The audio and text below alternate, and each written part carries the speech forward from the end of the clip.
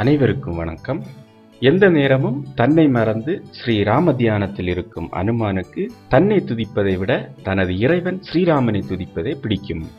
எனவே அனுமானை பூஜித்து எவ்வளவு தடவை முடியுமோ அவ்வளவு தடவைகள் ஸ்ரீராம் ஜெயராம் ஜெய ஜெயராம் என்ற மந்திரத்தை குரு உபதேசம் பெற்று ஜெபிப்பது நல்லது.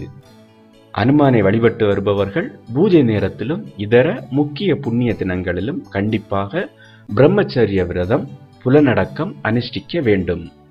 அசைவ உணவை முழுமையாக ஒதுக்க வேண்டும். இதுவும் கண்டிப்பான நிபந்தனை.